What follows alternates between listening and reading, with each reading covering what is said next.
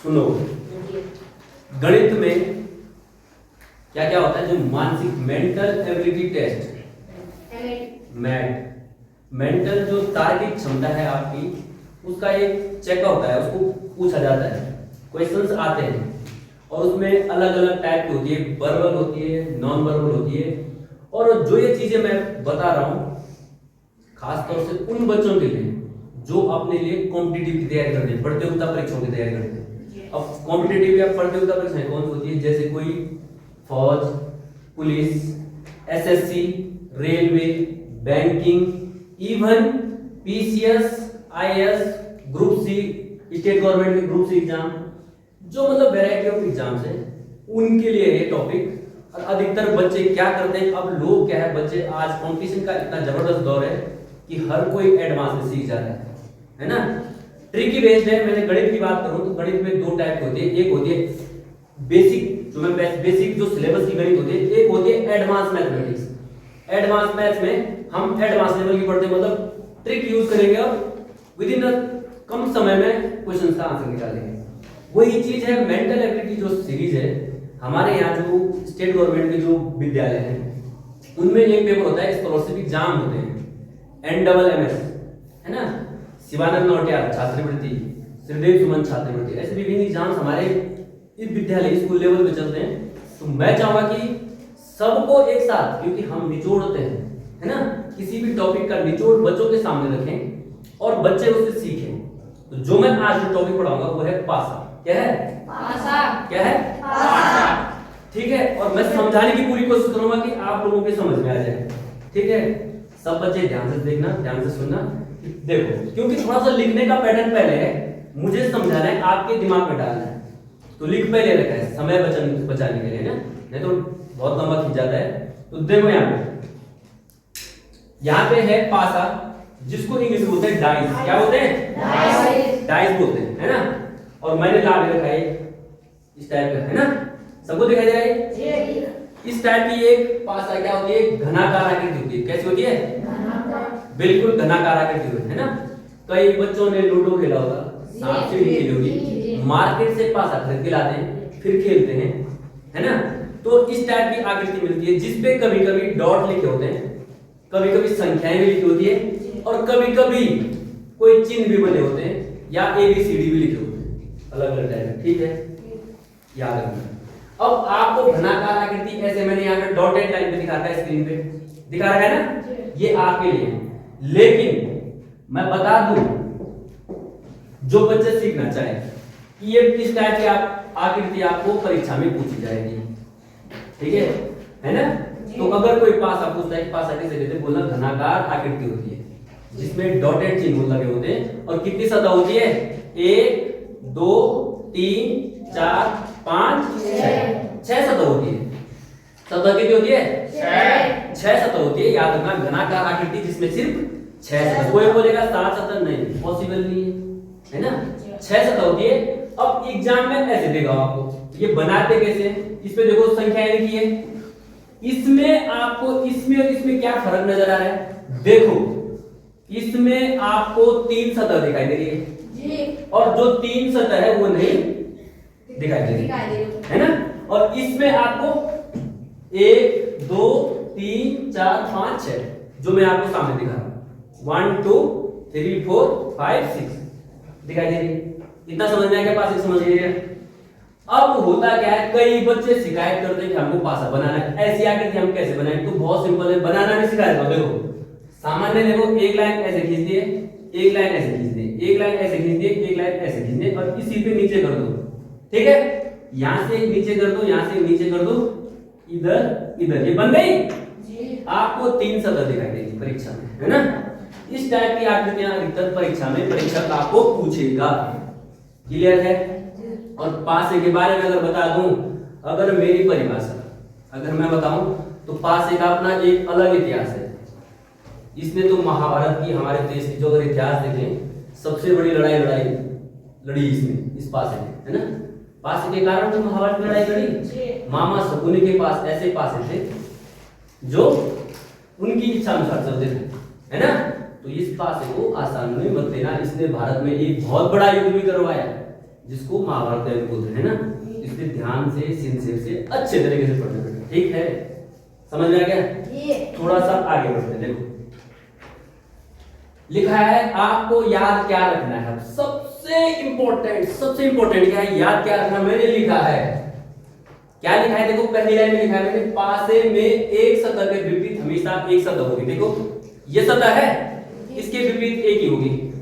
इस ऊपर वाले के विपरीत एक होगी, नीचे इसके विपरीत हमेशा एक होगी। याद रखना, पहला बिंदु क्लियर है। दूसरा याद रखना, पासे में एक सतह के निकटतम मतलब एडजेसेंट एक सतह अगर मैं ये वाला लेता हूं, इसके बगल में हमेशा कितनी सतह होंगी? चार सतह होंगी। ठीक, ये दो पॉइंट जिसने समझ लिए, एक सतह के विपरीत एक सतह और एक सतह के निकटतम हमेशा कितनी होगी? चार सतह होगी। क्लियर है? क्लियर है? ये दो बातें याद रखना। देखना आप पास के क्वेश्चन सब करेंगे। मैं शर्त देता हूं कि तुम्हारी आत्माओं को मैं खुश कर दूंगा।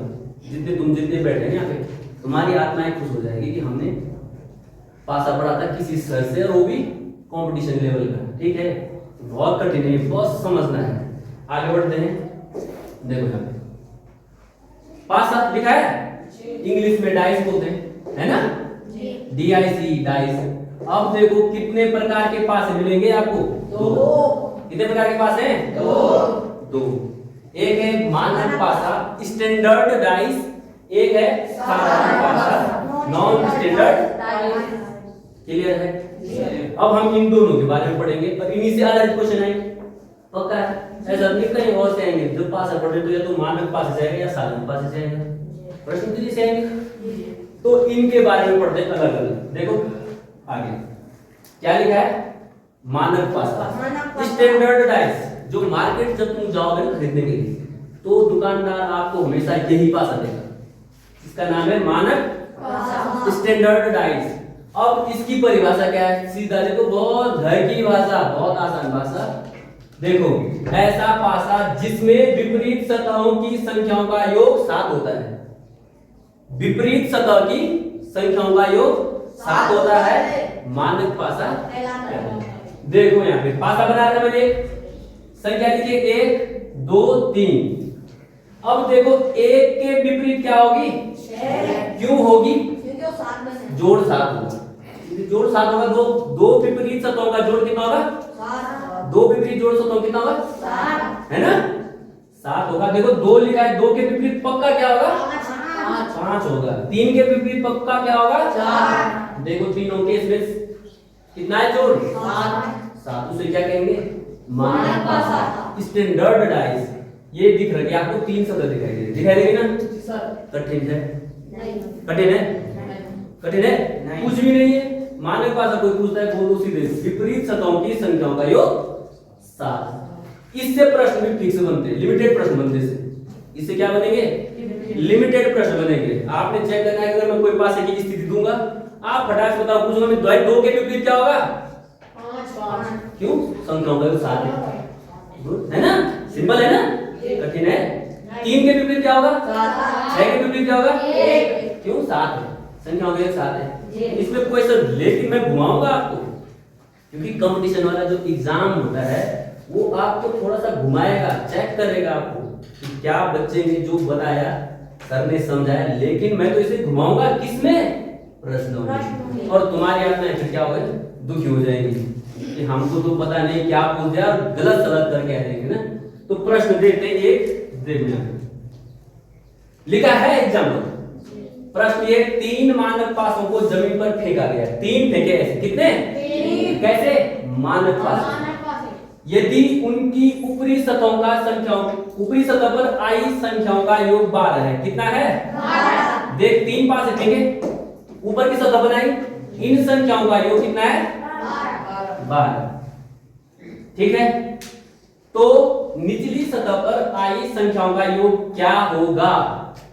बताओ, कौन बताएगा? देखो ये ऑप्शन देगा आपको A B C D 9 21 8 13। कौन बताएगा? 9 आएगा। कैसे आएगा 9? वेरी गुड, क्योंकि वो 4 के नीचे 3 आएगा। वेरी गुड, इसलिए 9 आएगा, क्योंकि माना 3 ये है ना? इनका योग है, तीनों का योग है 12। और हमें तो पता है कि क्या बोल रहा हूं, मानक पासा। मुझे पता है मानक पासा में संख्याओं का योग कितना होता है? 7 होता है। विपरीत सतह की संख्याओं का योग, तो ऊपर की सतह में अगर ये 12 योग है, नीचे की सतह का योग कुल योग 21 है, तो निचली जो सतह होगी विपरीत उनकी संख्याओं का योग पक्का, क्योंकि 12 में अगर हम 9 जोड़ेंगे तो कितना बनेगा? 21। या 21 में से 12 घटा दो 9 आएगा, तो सही उत्तर क्या होगा? 9। ठीक है जी। अब दोबारा एक प्रश्न और ट्राई करते हैं ना, फिर और समझ में आ जाए शायद। अब जरूरी है कि मैं 3 स्थितियां दूं, हो सकता है मैं 4 स्थितियां दूं। देखो मानक 4 मानक पासों को जमीन पर फेंका गया है, 4 है ना मानक पासे। यदि उनकी ऊपरी सतह पर आई संख्याओं का योग 16 है, तो निचली सतह पर आई संख्याओं का योग ज्ञात कीजिए। बताओ, देख 4 है ना, 4 स्थितियां ये है, ये ऊपरी सतह है, इनका योग कितना है? इनकी ये संख्याओं का योग कितना है? 16। कितने पास है? 4। विपरीत संख्याओं, क्योंकि विपरीत सतह की संख्याओं का योग कितना होता है? 7 होगा। इसके विपरीत ये हो गया, यहाँ पे इसके विपरीत ये होगा, इसके विपरीत ये होगा, इसके विपरीत ये हो गया। अब स्थितियां कितनी है? 4। इनका योग क्योंकि 7 होगा, यहाँ पे भी 7 होगा, यहाँ पे भी 7 होगा, तो कुल योग 7 7 7 7 धन 7 धन 7 धन 7 कितना हो रहा है? 7 जग 28, तो कितना आएगा? 28 में से 16 घटा दो, पक्का कितना होगा? 12 है ना? 12 होगा ना? 16 तो 18 10 28 है ना? 12 होगा। जो निचली सतह, जो विपरीत सतह होगी, वो पक्का जो उसका संख्या होगा योग कितना होगा? 4 स्थितियों में, है ना? तो घुमा के जो एग्जामिनर होगा, क्योंकि अगर डायरेक्ट दे देगा वो ऐसा सिंपल पासा बोल देगा, ऐसे लिख देगा, ये कोई मानक पासा है, ये लिख दिया 3 5 6, है ना? 3 5 6, तो इनको तुम आसान से बता दो। 3 के विपरीत क्या होगा? 5 के विपरीत क्या होगा? 6 के विपरीत क्या होगा? क्योंकि हमको पता है कि मानक पासा में विपरीत सतहों की संख्याओं का योग 7 होता है ना? लेकिन घुमा के आपको ऐसे भी पूछ सकता है। ठीक है बेटा, इसलिए मानक पासे में जो प्रश्नों की संख्या होती है वो सीमित बनती है। क्लियर है? समझ में आ गया? और मार्केट जब खरीदने जाओगे, दुकानदार हमेशा आपको कौन सा पासा देगा? मानक पासा। मानक पासा, ठीक है। कंपटीशन में ऐसे ही प्रश्न आते हैं। कठिन है क्या? कठिन लग रहा है? लग रहा है कठिन? हमारे बच्चे अगर अभी से सीख ले इन चीजों को तो स्मार्ट बनेंगे। कहां से? सब जगह से, तन मन धन से, थोड़ा थोड़ा सब स्मार्ट बन जाएंगे आप लोग, है ना? स्मार्ट का मतलब ये नहीं होता खाली थोड़े से, यहाँ से भी स्मार्ट होना है और दिल से भी स्मार्ट बनना है ना? तो ये तो हो गया कौन सा पासा? स्टैंडर्डाइज मानक पासा। क्लियर है सबका? पहला पासा क्लियर है? ठीक। अब देखते हैं हम दूसरा पासा। ठीक है, दूसरा पासा देखेंगे जिसको हम बोलेंगे, क्या बोलेंगे? इसको इंग्लिश में नॉन स्टैंडर्डाइज बोलते हैं। क्या बोलते हैं? नॉन स्टैंडर्डाइज, साधारण पासा। ठीक है, और इसके भी सुन लेना, इससे बहुत सारे क्वेश्चन बनेंगे लेकिन बहुत आसान, क्योंकि हमने भी कंपटीशन दिया होगा ना, तो बहुत हमने भी पढ़ाई, तो सिर्फ हल्का सा देखना। अगर आप इसको देखोगे सब बच्चे, मैं समझता हूँ सबको आएगा, सबको। ठीक है, समझ में आ गया? देखो पासा की साधारण पासा की परिभाषा देखो, ऐसा पासा जिनमें किन्हीं दो निकटतम सतहों की संख्याओं का योग 7 होता है। अब देखो निकटतम ये हो गई, ये इसकी निकटतम ये है, एक सतह के निकटतम 4 सतह होती है ना? बताया था ना? ध्यान देने योग्य बातें जो याद रखनी कि एक सतह के निकटतम कितनी सतह होती है? 4। आपने तो 2 ये लिखा है मैंने, किन्हीं दो निकटतम सतहों की संख्याओं का योग 7 होता है। वो क्या हो जाएगा? साधारण पासा। कैसा पासा हो जाएगा? साधारण पासा। क्लियर है? उदाहरण देखो, स्थितियां दे रखी है आपको। देखो यहाँ पे 7 दिखाई दे रहा है, 5 और 2, तो इसका मतलब ये कैसा पासा हो गया? इसकी निकटतम सतह है ना? किन्हीं दो, 6 और 1 7। यहाँ पे ये थी, यहाँ पे बताओ यहाँ की स्थिति है, 3 और 4 7 है ना? ये कैसा पास हो गया? साधारण पास। ठीक है, समझ में आ गया सबके? कठिन है?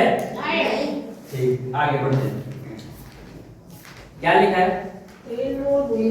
इस पासे के प्रश्नों को करने के लिए, क्योंकि साधारण पासे से मैंने कहा मानक पासे से तो लिमिटेड क्वेश्चन बनते हैं, इससे अनलिमिटेड क्वेश्चन बनते हैं। किससे? इससे, साधारण पासे से, नॉन स्टैंडर्डाइज से। इसके लिए क्वेश्चनों को करने के लिए आपको कितने नियम याद रखने हैं? 3 नियम याद रखने हैं। ठीक है, पहला नियम डिस्कस करेंगे। ठीक है, लिखा मैंने पहला नियम, जिसका नाम है निकटतम का नियम, एडजेसेंट रूल। एडजेसेंट का मतलब होता है निकटतम का नियम। ठीक है, अब एडजेसेंट रूल क्या कहता है? देखो, कहता क्या है? देखो, पासे में जो संख्या निकटतम होती है वह कभी विपरीत नहीं हो सकती। पासे में जो संख्या निकटतम होती है वो कभी विपरीत हो ही नहीं सकती। देखो, ये तो मैंने भाषा बोली है ना, ध्यान से सुनना मेरी बात को। पासे में जो संख्या निकटतम होती है वो कभी विपरीत नहीं हो सकती। ठीक है, याद रखना। अब देखो, यहाँ पे उदाहरण समझ लो, सब बच्चों के समझ में आएगा। मैं समझता हूं, उदाहरण लिखा मैंने 1। पासे में दिमाग में रखना, जो संख्या बगल निकटतम होगी वो कभी विपरीत हो ही नहीं सकती। देखो, एक स्थिति है 3 सतह दिखा रही है, एक स्थिति है 3 सतह दिखा रही है। दो चीज है ना पासे के। आपसे पूछेगा 4 के विपरीत नहीं, ऐसे पहले समझो नियम। डायरेक्ट नहीं, ऐसे पहले मुझे समझाने तो दो। अपनी मनमर्जी से पहले जब समझ में आ जाएगा उसके बाद बताना, है ना। क्या है? 3 है, 5 है, मुझे क्या पता? मैं तो ये थोड़ी है, पर मुझे नियम पता है। मुझे क्या है? नियम पता है भाई। जो पासे में निकटतम जो होगी वो कभी विपरीत हो ही नहीं सकती। तो यहाँ पे देखो, मैं देखो, यहाँ पे देखो 4 है, 4 के विपरीत कौन सी संख्या होगी, है ना। तो तुमने कैसे करना है? करने का तरीका भी देखो। देखो सब बच्चे, 4 के विपरीत देखो बेटा, पासे में निकटतम 3 है ना, 3 नहीं होगी कभी भी। जो निकटतम होगी वो कभी विपरीत तो हो ही नहीं सकती। इसकी 1 भी नहीं होगा, क्योंकि इसकी निकटतम है ना, तो विपरीत नहीं होगा। इस स्थिति में देखो 4 5 है ना बगल में निकटतम, ये भी विपरीत नहीं होगा, 2 भी विपरीत नहीं होगा। मतलब देखो, यहाँ पे 4 संख्याएं तो विपरीत हो ही नहीं सकती। नियम होता है ना, हो ही नहीं सकती। तो बची कौन सी संख्या? संख्या तो 6 होती है कुल, तो बची कौन सी संख्या? 6। तो 4 के विपरीत कौन सी संख्या होगी? 6 इज द राइट आंसर। समझ में आ गया? समझ में आ गया? तो ऐसे तुक्के से नहीं बोलना है। तुक्के से अगर बोल रहा हो तो ये पढ़ाने की जरूरत है। तुक्का नहीं चलता है, दिमाग चलता है और ये चलता है, नियम चलते हैं, है ना। तुक्के से कंपटीशन नहीं निकाल जाते। कंपटीशन में तुक्का 1 लगा देगा, 2 लगा देगा, 4 सही हो जाएंगे, 10 सही हो जाएंगे, सारे सही नहीं हो सकते। ठीक है, इसीलिए तो कंपटीशन में आपको चेक किया जाता है कि आपका दिमाग, माइंड पावर कितना है, कॉमन सेंस कितना है, कि जो आप सही आंसर कैसे पकड़ पाओगे। तो उसके लिए आपको ऐसे ट्रिकी मैथ्स, एडवांस मैथ्स या मानसिक मेंटल एबिलिटी अगर अपने दिमाग को चेक करना है तो ऐसे चेक करना होगा। ठीक है, थोड़ा और क्वेश्चन देखें। देखो जरा, ये देखो क्या पूछा है? 5 के विपरीत कौन सी संख्या होगी? बताओ जरा। 4। 5 के विपरीत 4। गजब, दिमाग से तुरंत निकाल दे भाई। मुझे तो खुद नहीं आ रहा है, देखो, पर लेकिन मैं नियम लगाऊंगा। देखो इस स्थिति में देखो 5 के विपरीत 2 और 3 नहीं हो सकते, क्योंकि निकटतम है, नहीं होंगे ना। 1 और 6 भी नहीं होगा। तो बची कौन सी संख्या? 4। कौन सी संख्या बची? 4। जो 4 बची दैट इज आंसर। क्या गजब है यार, व्हाट अ ग्रेट दिमाग। देखा, मतलब बच्चों का दिमाग तेज रहता है। जब गुरुजी को भी नहीं आ रहा था, देखो गुरुजी ने तो नियम लगाया और बच्चों ने पहले बोल दिया 4। What a great. तो ऐसे ही तो कंपटीशन निकालने, ऐसे ही क्वेश्चन वहां आएंगे। आप लोग यू कैन डू, हमेशा सोचो आई कैन डू एनीथिंग। जब ये भाव अपने दिमाग में रखोगे तुम कर सकते हो। और मुझे बताया कि बच्चों के अंदर सीखने की क्षमता ज्यादा होती है एज कंपेयर टू एडल्ट्स और बुजुर्ग, है ना। और आगे बढ़ते हैं, फिर पूछ रहे, देखो एक क्वेश्चन और है। यहाँ पे A B C D E F ये होंगे ना, A B C D E F 6 क्या है? इंग्लिश के अल्फाबेट से ऐसा पासा माना लिखा है, जिसपे एक सतह पे ए बी सी लिखा है, सी डी ई लिखा है दूसरी सतह पे। आपसे पूछेगा, पूछ क्या रहा प्रश्न, सी के विपरीत क्या होगा? ओ गजब, मुझे कैसे पता? मुझे नहीं पता, तुमने एफ बोले, मुझे नहीं पता, लेकिन मैं नियम लगाऊंगा। देखो सी के विपरीत ए और बी नहीं हो सकते, नहीं हो सकते ना, डी और ई भी नहीं हो सकते, डी और ई भी नहीं हो सकते, बचा क्या? तो एफ ही इसके विपरीत की सतह पे होगा, that is answer. Very good. जब सामने से ऐसे जवाब आते हैं तो हमारी भी एनर्जी डबल हो जाती है ना, तभी तो मजा आता है पढ़ाने में, पढ़ने में भी, है ना। जब सब देखो तुमने कितने फास्ट तरीके से आंसर बता रहे, मुझे नहीं पता था तुम इतने खतरनाक है ना। देखो तो ऐसा ही काउंट है, कठिन है क्या? ऐसा ही है, सिंपल है। देखो दूसरा नियम, अब किस पे आएंगे? पहला नियम क्लियर है? पहला नियम क्लियर है? दूसरे नियम पे आ जाओ। देखो इसको बोलते हैं उभयनिष्ठ का नियम। क्या बोलते हैं? उभयनिष्ठ का नियम। उभयनिष्ठ को बोलते हैं कॉमन। कॉमन जैसे, कॉमन किसे कहते हैं? आपके पास दो आंखें, मेरे पास दो आंखें, आपके पास दो हाथ है, मेरे पास दो हाथ है, ये कॉमन है ना, है ना। उभयनिष्ठ उसको शब्द है, कॉमन रूप बोलते हैं। देखो नियम क्या होता है, यदि पासे के दो चित्रों में दो संख्याएं कॉमन हो तो शेष बची दोनों संख्याएं एक दूसरे के विपरीत मानी जाती है। उदाहरण समझेंगे। यदि पासे के दो चित्र दे रहे होंगे, दो तीन जितने भी दे रहे होंगे, दो संख्याएं कॉमन हो तो शेष बची दोनों संख्याएं एक दूसरे के विपरीत होंगी। उदाहरण दें, दिखाई दे रही पासे की दो स्थितियां लिख रखी, दे रखी है। अब देखो इसमें, इस स्थिति में 2 3 6, इसमें 3 6 1। नियम क्या बोलता है? देखो नियम लगाना है आपने। पूछ क्या रहा हो? एक के विपरीत क्या होगा, पूछा ना। लेकिन मुझे पता है, यहाँ पे क्या पता है? 3 और 6 कॉमन है। यहाँ पे 3 और 6 देखो ये कॉमन है, दो संख्याएं कॉमन है, सेम है ना दोनों स्थिति में, तो पक्का एक के विपरीत क्या होगी? गजब, वेरी गुड। दो कठिन है? नहीं। बोलो। तो जो एक बार इसको सीख जाएगा, जो एक बार इसको देख लेगा, मैं समझता हूँ हमेशा परमानेंट उसकी, क्योंकि ये मेंटल है, मेंटल एबिलिटी। वो या तो मेंटली खराब, दिमाग खराब हो जाएगा, या उसका मेंटल जल जाएगा। मेंटल जलेगा तो वो तेज बनेगा, वो कोई भी कंपटीशन आसानी से मिनटों में, सेकंड में जवाब दे रहे, तुम दे रहे ना, इसी को बोलते हैं कॉमन सेंस। ये मेंटल एबिलिटी टेस्ट में आता है सब चीजें, है ना। देखो दूसरी स्थिति में क्या पूछा? 2 के विपरीत पूछ रहा है, तुम बताओ मुझे। देखो क्या आएगा? 6 3 5, देखो कॉमन 3 5, 2 के विपरीत 6 इसका आंसर। तो दूसरा नियम क्लियर है? क्लियर है? एक और एग्जांपल देखो, ये देखो यहाँ पे देगा ट्रायंगल, स्क्वायर, सर्कल, यहाँ पे डॉलर, सर्कल, ट्रायंगल। देखो यहाँ पे कॉमन क्या है?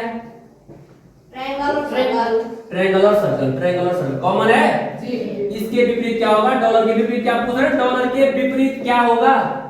पक्का जो है स्क्वायर होगा, पक्का स्क्वायर। ये उसने सिंबल दे दिए, पासे में क्या दे दिए? सतहों पे सिंबल दे। तो मैंने कहा ना, पासों की सतहों पर जो डैश की सतह उस पे सिंबल दे सकता है, नंबर्स दे सकता है, ABCD दे सकता है, लेकिन होंगे तो 6। इतना तो दिमाग में बैठा ना, होंगे तो कितने? 6 जना नहीं हो सकते, ऐसा नहीं 7 दे, 7 कहां से दे?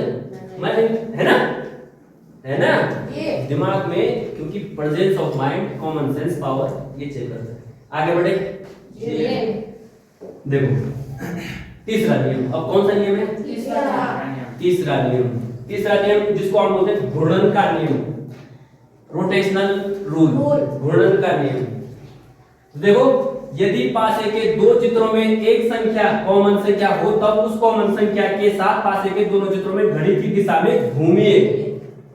समझो नियम ये है, उदाहरण से समझेंगे हम। घड़ी की दिशा में घूमिए क्लॉकवाइज। घड़ी की दिशा मतलब देखो, अगर पासे के दो चित्र हैं, 1 3 5, एक सतह पे दिखाई दे रहा है, दूसरी सतह पे 5 6 2। आपने क्या करना है? जो कॉमन संख्या है, कॉमन क्या है यहाँ पे? 5, यहाँ पे भी कॉमन 5 है, तो घड़ी की दिशा में घूमिए। घुमा, इसीलिए तो घूर्णन का नियम। देखो 5 ये घूम गए, इसीलिए तो इसे घूर्णन का रोटेशनल लॉ बोलते हैं। तो लिख दो 5, 5 के बाद फिर क्या आता है? घड़ी की दिशा में फिर तो लिखा मैंने 5 3 1। यहाँ पे देखो 5 6 2 5 6 2। तो 5 तो देखो ये है पक्का 3 के विपरीत क्या होगा 3 के जो विपरीत सतह वो होगी उसमें क्या लिखा होगा 6। 1 के विपरीत क्या होगा 2। अब वो जो मर्जी तो अगर तुमसे क्वेश्चन पूछेगा कि 5 के विपरीत क्या होगा कौन बताएगा 5 के विपरीत।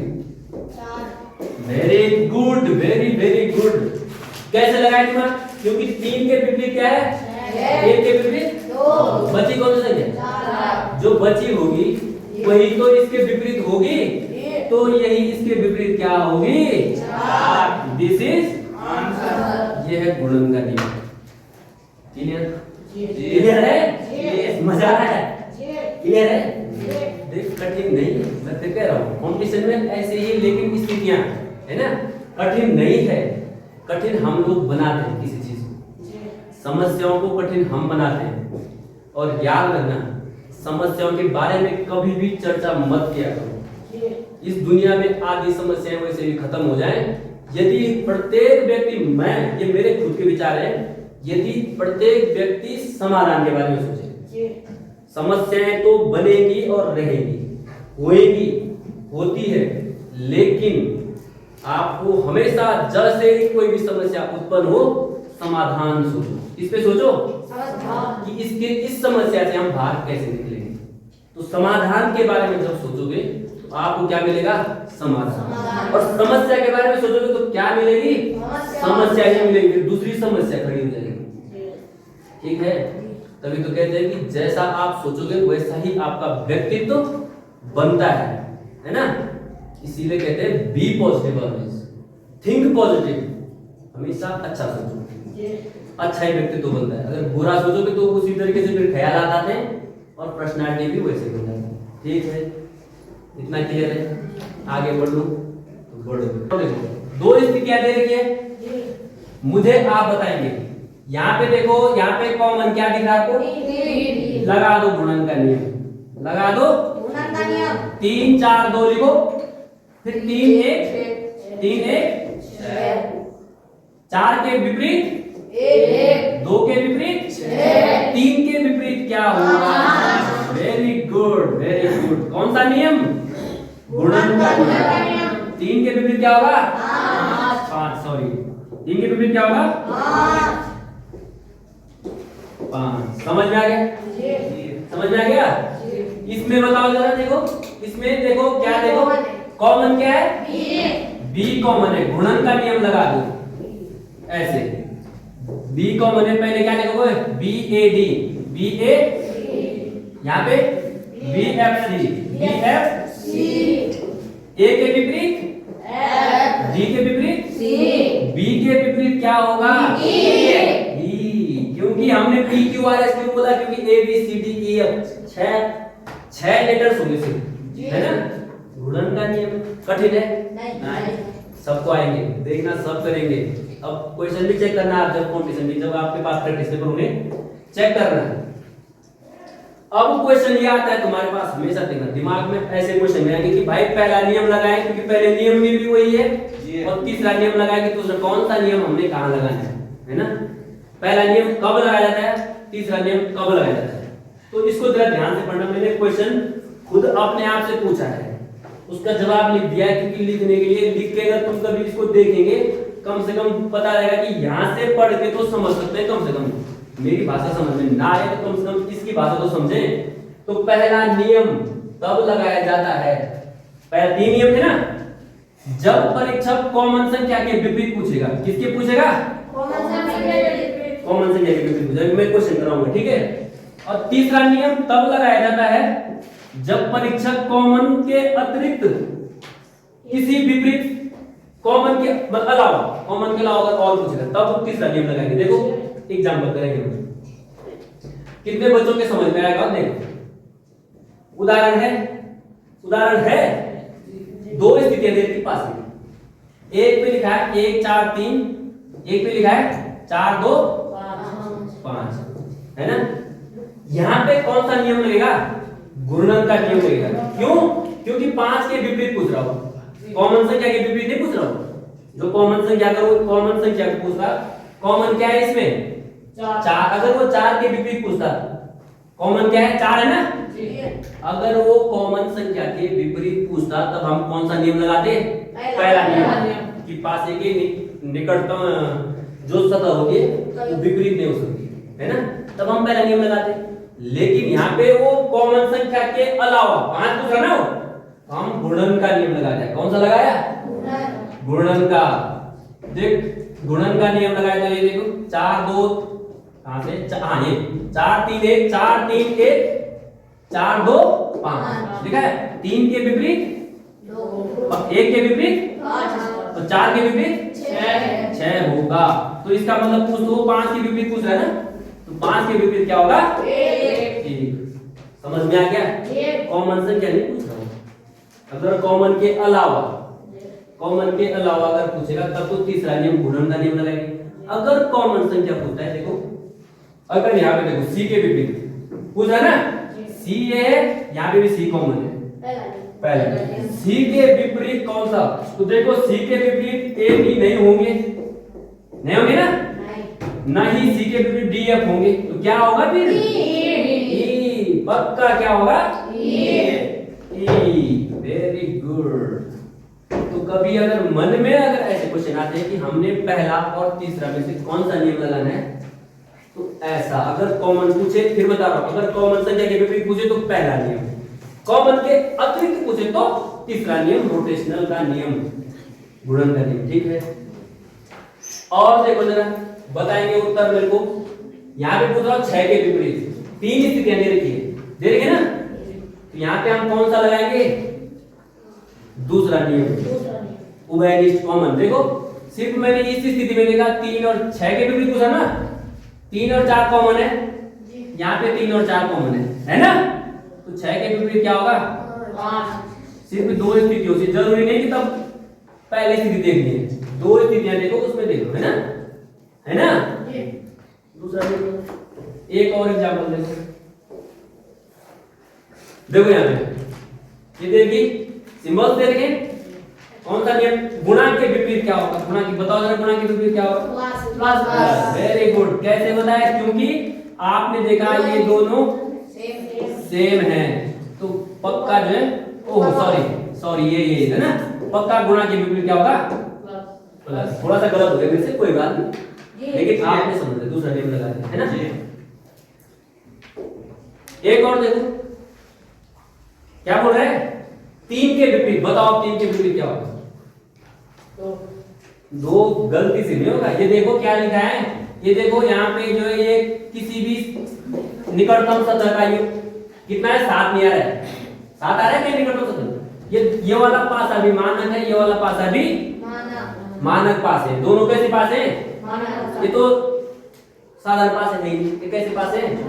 और मानक पास है, मैंने तुमको बता रहा विपरीत सतहों का योग 7। तो 3 के विपरीत क्या होगा? 4। खत्म कहानी। क्या है इसमें? 3 के विपरीत क्या होगा? 4। क्योंकि मानक पास है, आपने दिमाग में मानक और साधारण पास रखने, तो कंफ्यूज करने के लिए आपको कैसे भी पूछ सकता है।